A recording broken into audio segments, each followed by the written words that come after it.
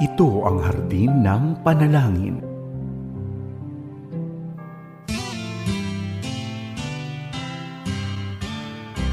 May harding mapananalanginan, doon si Jesus naghihintay. O kainam ng panalangin ang hardin, doon kay gandang manalangin. Tayong natulog sa luklukan ng Diyos sa hardin ng pananalangin.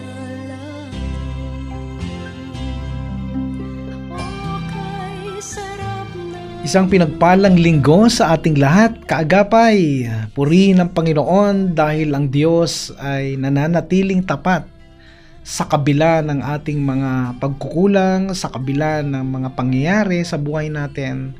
Ang Diyos ay hindi nagbabago sa ating lahat. Siya ay mapagpala, siya ay mapagmahal at mapagkalinga sa ating lahat at sinasamahan niya tayong magtagumpay sa mga pagsubok ng ating buhay. Kaagapay, bago po tayo magtungo sa ating pananambahan ngayong araw, isang magandang bagay ang ating gagawin muna ay manalangin at dumulog sa Kanya sa pamamagitan ng ating pagtitiwala, ng ating pagsamba at pagpupuri sa Kanya.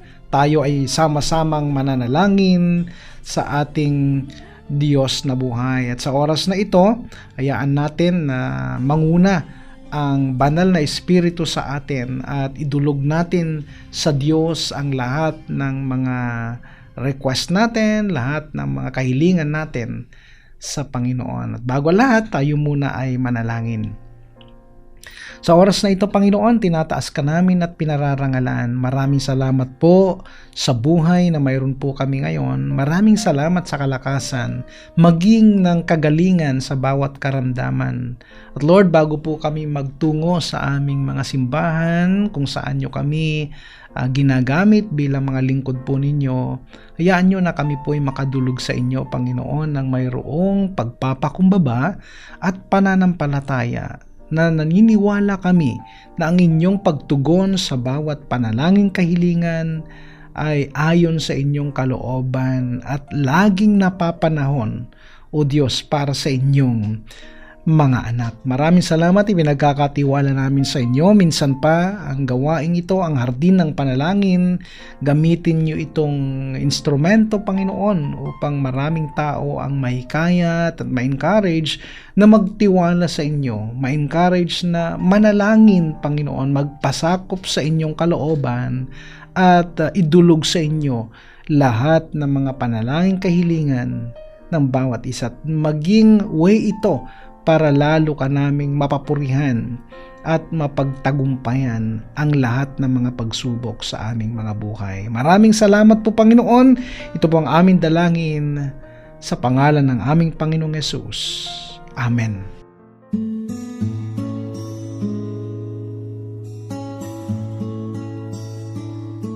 Pastor Ronald Llobrera po ito para sa Hardin ng Panalangin. Tayo po ay broadcasting mula rito sa One Corporate Center sa Ortigas, Pasig. Ako ang inyong hardinero tuwing Biyernes hanggang Linggo at sa ibang edition ng Hardin ng Panalangin mula Lunes hanggang Huwebes naman. Dito po sa 702 DZS FEBC Radio TV, Agapay ng Sambayanan. Napapakinggan at napapanood po tayo sa Facebook Live at YouTube ng DZS. Ganun din sa ating 702 DZS app. Kaagapay, nawa ang araw na ito ay maging puno ng pag-asa at pagpapala. Ganun din ang pagkilos ng Diyos sa iyong buhay. Ipagkatiwala natin sa Panginoon at sa oras na ito, bukas na ang ating comment section para ang ating mga panalangin kahilingan ay maipadala na po natin sa oras na ito upang maisama yan mamaya sa ating panalangin. At kung hindi man mabasa ang lahat na mga listahan na ipinapadala po natin, umasa po kayo na aabutin niya ng Panginoon, tutubunin niya ng Panginoon ayon sa kanyang plano, ayon sa kanyang kalooban. Purihin ng Diyos. Muli ako po si Pastor Ronald, ang inyong hardinero. At tayo ay magpapatuloy na sa araw na ito sa atin pong pananalangin at pag-aaral ng kanyang mga salita. Kaagapay, kumusta ka? Kung ikaw ay may pinagdadaanan sa mga oras na ito, marapat lang na magtiwala ka sa Panginoon. At sa ating pag-aaral ng salita ng Diyos ngayon, ang pag-uusapan po natin ngayon, kaagapay, sa araw na ito ay binigyan natin ng pamagat na tunay na kagalingan. Ang sabi po sa talatang 8 hanggang talatang 9 sa kabanatang 5 ng 1, ito po ang matutunghayan natin. Sinabi sa kanya ni Jesus, "Tumayo ka, buhatin mo ang iyong higaan at lumakad ka." Noon di gumaling ang lalaki, binuhat ang kanyang higaan at lumakad. Nooy araw ng pamamahinga. Ang may sakit na lalaki ay tuluyan nang gumaling sa tulong ng Panginoong Hesus. Praise God. Binuhat niya ang kanyang higaan at ang kanyang banig. Siya'y tumayo at lumakad. Kaagapay, katulad ng lalaking ito, marami ring tao ang nasa banig ng karamdaman, maging sa panahon na ito. Nasa banig ng kahirapan, nasa banig ng kabiguan at banig ng kasalanan. Ang tanong, anong uri ng pagkalugmok ang iyong kalagayan sa mga panahong ito? Anong uri ng banig meron ka? Ang tanong, saan nakahinto o nakabilanggo ang iyong buhay? Kontento ka na ba dyan sa iyong kalagayan na lagi ka na lang nakahiga dyan sa iyong banig? Kala mo lang masarap dyan, ngunit bilanggo ka na ng ganyang kalagayan. Ito rin ang madalas na nagiging dahilan para hindi ka makasulong sa buhay. Banig ng pangangatwiran, banig ng pagdadahilan, at banig ng pagkalugmok sa kasalanan. Palagi kang nakaratay sa banig na yan. Ngunit ano ang dapat mong gawin? Una, iwanan ang bagay kung saan ka nakabilanggo. Saan ka nga ba nakabilanggo? Sino ba ang nagbabantay sa iyo at parang hindi ka makaalis-alis diyan sa kalagayan mo? Yung nagbabantay sa iyo, ayaw niyang lumaya ka. Ang nais niya, naka-stuck ang buhay mo. Naka-stuck ka lang. Ang gusto niya, lagi kang nakaratay diyan sa iyong banig. Ikalawa, iwanan ang mga pagdadahilan. Mga maling pangangatwiran, self-righteousness, mga pagdadahilan na mali na, ginajustify pa. Sa Diyos, ang mali ay mali. Tama? Ikatlo, iwanan ang mga sagabal. Napakadaming nakakagulo sa iyo, dapat ma-distinguish mo ang mga ito. Daming sagabal sa paglilingkod mo. Ang problema, hindi mo pinapansin hanggang mahirata ka na. Ikaapat, iwanan ang mga nakasanayan. Madalas, kaagapay, ito ang mga nakakapigil sa pag-unlad o sa paghakbang ng tao. Mga bagay na kinasanayan ng gawin, ayaw ng pagbabago at yung kinagawian na lamang ang nais gawin. Ayon sa kwentong ating tinalakay o tinatalakay, yung lalaking may karamdaman ay hindi na natiling nakalugmok sa kanyang higaan. Nakakatuwang isipin na nagkaroon ng himala sa kanya ang Panginoon. Sa kanyang buhay, siya ay gumaling sa panahon ng kanyang pagsunod sa utos ng Panginoong Hesus. You know what? Miracle happened at the time of obedience. Subalit dito sa talatang 10 hanggang 11, ano sabi? Kaya't sinabi ng mga pinuno ng mga Hudyo sa lalaking pinagaling, araw ng pamamahinga ngayon, labag sa kautusan na dalhin mo ang iyong higaan. Ngunit sumagot siya, ang nagpagaling po sa akin na nagsabing buhatin ko ang aking higaan at lumakad ako. Kung titignan natin kaagapay, pinigilan ng mga pinuno ng mga Hudyo ang lalaki, subalit hindi siya nagpapigil. Nagtiwala siya sa kapangyarihan ng Diyos at siya ay sumunod. Ito ang madalas gawin ng kaaway o ng dyablo sa atin, ang pigilan tayo. Pigilan tayong bumangon sa ating pagkakasadlak. Ang pigilan tayong tumayo, lumakad at magtagumpay. Ayaw ng dyablo na tayo ay lumaya. Ayaw ng dyablo na tayo ay nagtatagumpay. Ayon sa 1 Kabanatang 8 sa mga talatang 31 at 32, sinabi naman ni Jesus sa mga Hudyong naniwala sa Kanya, kung patuloy kayong susunod sa aking turo, kayong ay tunay na mga alagad ko. Makikilala ninyo ang katotohanan at ang katotohanan ang magpapalaya sa inyo. Sa pagkakataong ito, tumayo ang paralitiko, humakbang at tuluyan ng nakalakad. Pinanghawakan niya sa mga oras na yon ang salita ni Jesus, stand up and walk. Kaagapay, kung pangahawakan lang natin ang mga salita ng Panginoon sa ating mga buhay, may katiyakan ng ating mga hakbangin. Ang katagumpayan ay nasa Panginoon. Siya ay Diyos ng tagumpay. Ang nais ng Diyos ay makaalis ka sa kinasasadlakan mo ngayon. Maaring kabiguan man yan, maaring karamdaman o maaaring kasalanan. Kaagapay, hanapin mo ang daan papalabas at sasamahan ka ng Diyos. Huwag kang magpapabaya sa sarili mo. Ikaw din ang mahirapan kung magpapabaya ka. Huwag mong ibabase sa iba ang iyong buhay, kalusugan at iyong paglago. Ikaw ang responsable sa sarili mo. Pilipos Kabanatang 1, talatang 6, natitiyak kong ang mabuting gawang pinasimulan sa inyo ng Diyos ay Kanyang lulubusin hanggang sa araw ni Jesucristo. Amen. Sa Diyos ang papuri.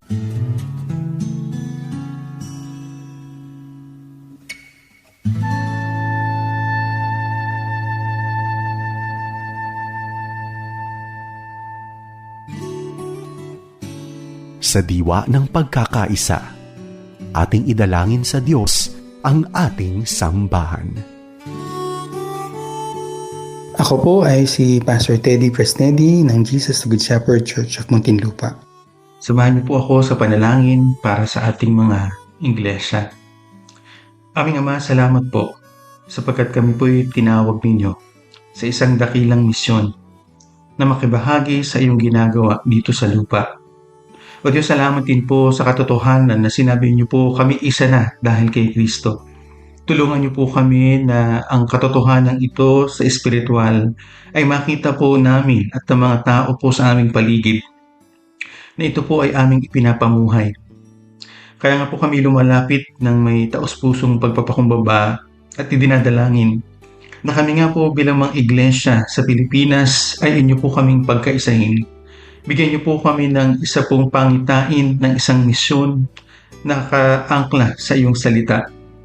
Salamat po sapagkat kayo po'y tapat sa iyong mga pangako at kayo po ay tumatawag sa amin na makibahagi sa dakilang misyon na inyo pong nilalayon para po dito.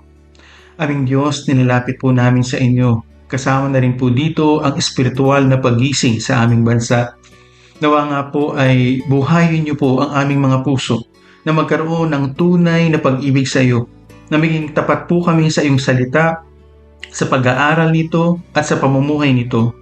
Tulungan niyo rin po kaming mamuhay ng kabanalan. Tulungan niyo po kami na isabuhay ang mga katotohanan ng aming pong pinangahawakan. Bigyan niyo po kami ng karunungan, ng lakas ng loob, ng katapatan. Bigyan niyo po ang mga leader ng iglesia na kami pong mga leader ay magkaroon ng tunay pong katapatan sa aming pong mga sinumpaang tungkulin. Na kami po ay maging mabuti nga pong under-shepherds ninyo. Dinadalangin po namin na maging tapat din po kami sa pangaral ng iyong salita.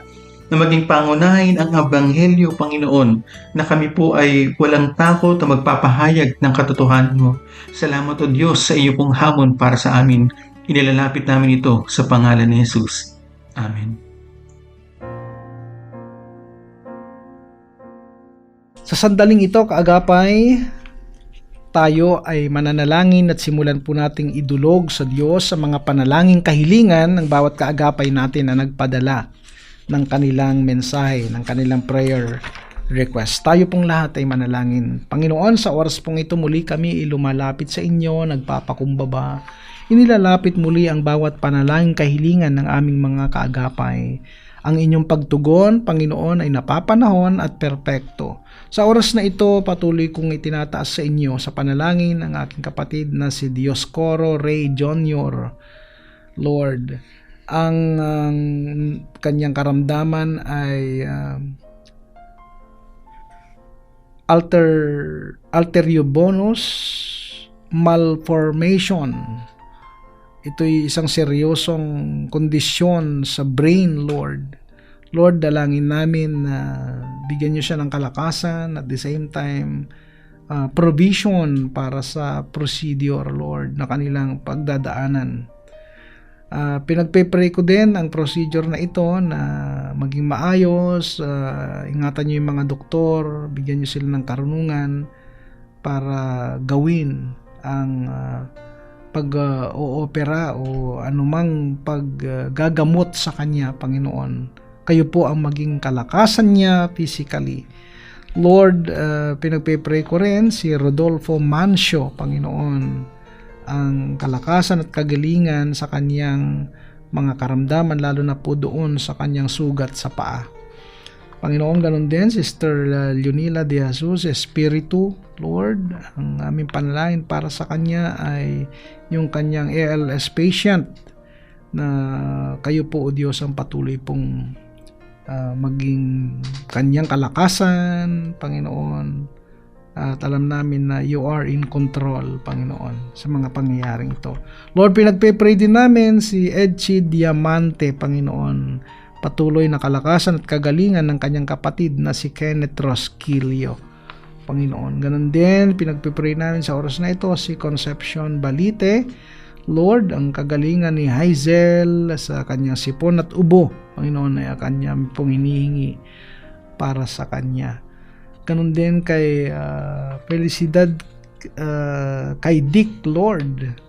At alam namin na ang kanyang pamilya ay iniingatan ninyo. Ang kanyang panalangin ay physical and spiritual growth para po sa kanyang pamilya at para sa kanya, Panginoon. Lord, pinagpe-pray din namin sa oras na ito si Susan Raznal, Panginoon.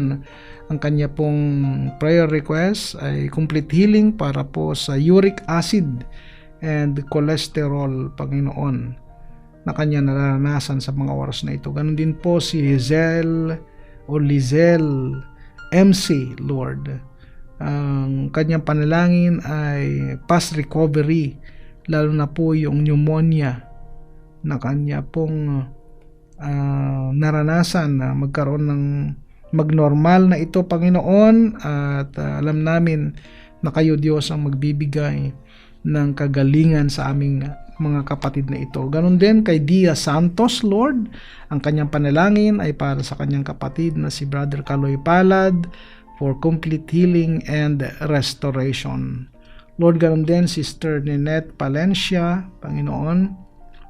Prayer request po para sa kanyang asawa na siya po ay patuloy nyo na ingatan, Panginoon, maging yung kanyang pinsan na si Frank Colina, Lord, siya po ay may sakit ngayon sa kidney sa oras na ito. Lord, ipagdala ninyo ang inyong pagkalinga sa kanila at kagalingan, Panginoon, mula sa kanilang mga karamdamang ito, Panginoon. Maraming salamat po at patuloy namin tinataas sa inyo, Sister Abby Dailo, Panginoon. Good health at marami pang mga tao ang kanyang maabot sa pagpapala, maging Lord, ang kanyang buong pamilya ay ingatan po ninyo. Panginoon, maraming salamat din kay Brother Leo Abisamis. Patuloy niyo siya ingatan, samahan sa lahat ng pagkakataon ng kanyang buhay. Panginoon, pinagpe-pray din namin si Sister Evelyn Tagud, Lord.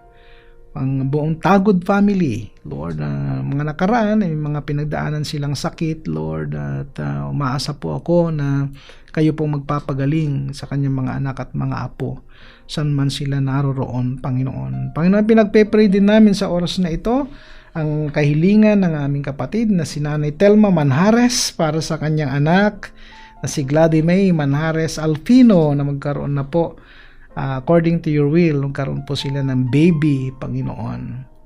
Sa aming kapatid po na Sister or Nanay Telma Manjares, patuloy niyo siya ingatan, samahan, huwag niyo po siyang pabayaan, Panginoon. Akin din pong ipinagpipray, Panginoon, ng darating po na anniversary, Panginoon, ng Happy Land Christian Fellowship Center or HCFC Fairview. This coming August 2, ito po ay sa pangunguna ni Brother Romy Algario. Panginoon, maraming salamat po, Panginoon, at patuloy niyo kami na pinapakinggan, patuloy niyo kami na sinasamahan sa lahat ng oras ng aming buhay. Lord, patuloy din namin tinataas, pinagpipray ang aming mga kaagapay na si Sister Nora Cancela, Sister Lilian Guerrero, Panginoon, Corazon Holandes, pagpalain niyo po ang aming mga kapatid na ito. Sister Ana Victoria Tutel, Lord, ganun din, Sister Juliet Payauan, Panginoon, pagalingin niyo siya sa kanyang karamdaman. Ganun din kay Teresita de Pontorum, Panginoon, ng aming kapatid na ito. Sister Tess, Lord, patuloy niyo siya ingatan at samahan sa pagdidistribute, Panginoon, ng iyong salita at ng alam namin na nagsishare siya ng gospel sa kanyang trabaho at sa iba pang lugar na kanyang pinupuntahan. Panginoon, patuloy ko pinagkakatiwala din sa inyo ang kalusugan ni Brother Engineer Romeo David, at alam namin na sa iyo nagtitiwala ang mga taong ito, kaya naman hindi nyo sila bibiguin, Panginoon. Maraming salamat sa araw na ito sapagkat sinamahan nyo kami, naranasan po namin ang inyong presensya sa aming mga buhay. Maraming salamat sapagkat patuloy kayo na naglalagay sa aming mga puso ng mga burden upang sa ganoon mailapit namin sa inyo ang mga panalangin ito. At ito po ay aming pong hinihingi sa pangalan lamang ng aming Panginoong Hesus. Amen. Amen.